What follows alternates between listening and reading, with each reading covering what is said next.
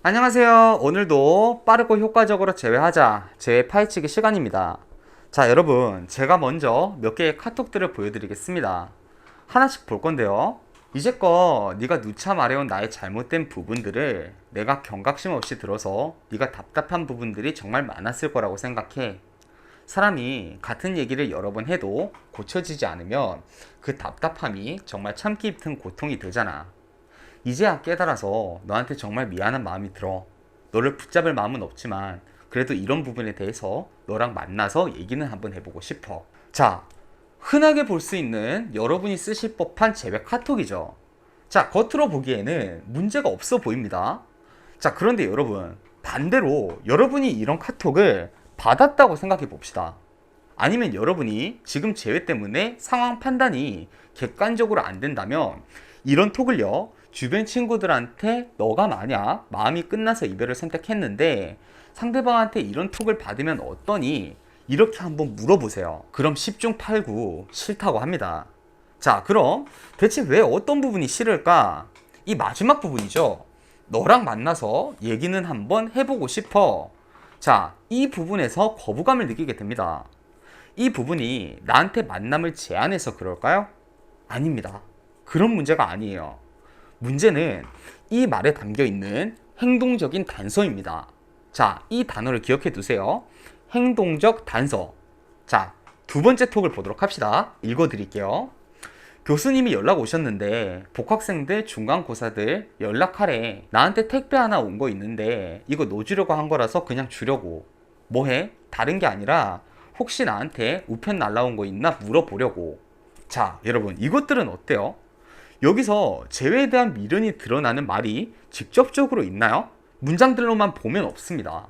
아무리 헤어졌어도 이건 알려줘야 할 것 같아서 알려주고, 이건 어차피 상대방한테 주려고 산 거니까 나한텐 쓸모가 없으니까, 혹시 나한테 우편이 날아온 게 있는지는 또 확인을 해야 하니까.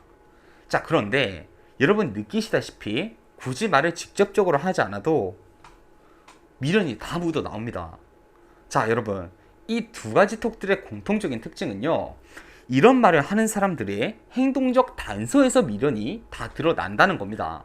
다른 영상들에도 여러 번 말했지만 처음 제 영상을 보는 분들을 위해서 간략하게 이 행동적 단서에 대해서 설명을 하자면, 직접 말을 하지 않아도 상대방이 우리가 하는 간접적인 말과 행동 태도를 통해서도 우리의 의사를 파악하는 개념을 행동적 단서라고 얘기합니다. 대표적으로 이별을 하신 내담자분들의 카톡을 보면 말이 너무 길고 빈도가 높게 연락을 하고 있다는 특징이 있습니다.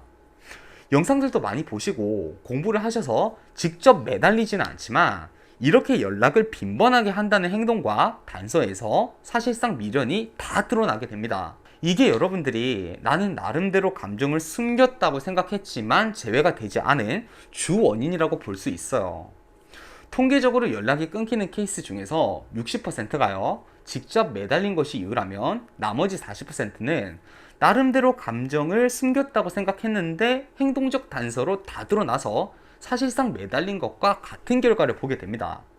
자, 정말 중요한 포인트입니다. 여러분이 선언하는 말과 이 행위적 단서는 항상 일치를 해야 합니다. 재회는 여러분이 의심을 사는 순간 끝이 납니다.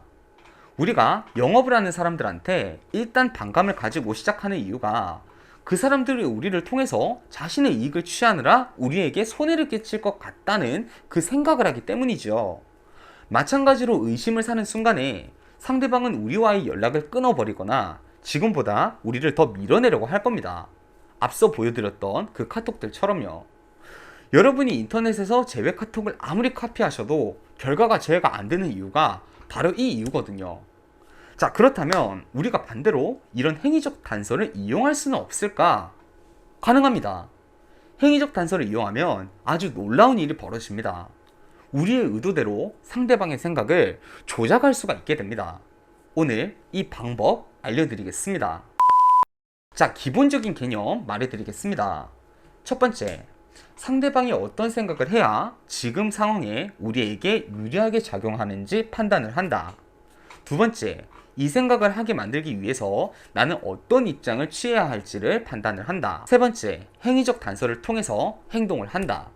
자, 단순하게 이 설명으로는 이해가 안 되실 겁니다. 제가 실제 제외 연락 케이스들을 말씀드리면서 알아보도록 합시다. 예시 상황은 상대방이 먼저 나에게 이별을 선고한 뒤에 후폭풍이 온 것 같은 상황입니다. 다만 상대방이 먼저 이별을 말한 입장이고 자존심이 강한 편이라 노골적으로 재회를 제안해 오는 것은 아니지만 애매하게 우리 간해보려고 하는 입장이라고 해보겠습니다. 그럼 이 첫 번째 단계에 대입해 봅시다. 상대방이 먼저 이별을 말하고 나한테 별 의미 없는 연락이 지속적으로 오지만 자존심을 부리는 태도는 재회를 먼저 말해달라. 자, 이 얘기겠죠. 단 이 경우에 우리가 재회를 먼저 제안을 하거나 미련이 담긴 얘기를 한다면 상대방은 나의 가치를 실감하지 못할 수가 있습니다. 막상 후폭풍이 왔지만 자신에게 미련이 있는 모습을 보니 안정감을 느끼고 감정이 식어버리는 것이죠. 즉, 이 상황에서 우리에게 유리한 상대방의 생각은 이 사람이 나한테 미련이 있는지 아닌지 알 수가 없네. 감정이 있는 것도 아니고 없는 것도 확신할 수 없는 혼란감을 주는 것이 우리에게는 유리하겠죠. 그럼 여기서 우리가 목적이 설정이 된 겁니다. 상대방한테 혼란감을 준다. 그리고 두 번째, 나는 어떤 입장을 취해야 하는지를 판단한다. 자, 상대방이 혼란스러움을 느끼게 만들기 위해서는 상대방이 우리의 감정을 알아차리는 것이 유리할까요? 아니면 우리 감정에 대해서 알아차리지 못하는 것이 유리할까요? 우리의 감정을 상대방이 확신하지 못하게 하는 편이 유리하겠죠. 그렇다면 이런 경우 상대방이 적극적으로 재회를 제안해오지 않고 간해보는 입장이니까 너무 밀어내서도 너무 다가가서도 안 되겠죠.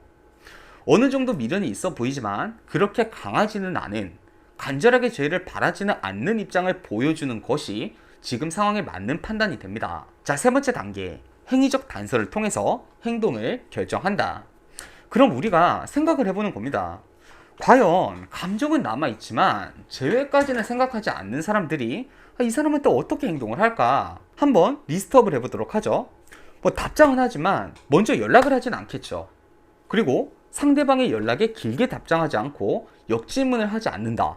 단 어투에서 내가 감정이 완전히 식은 것처럼 보이지 않기 위해 연인 시절에 사용하던 어투를 사용한다.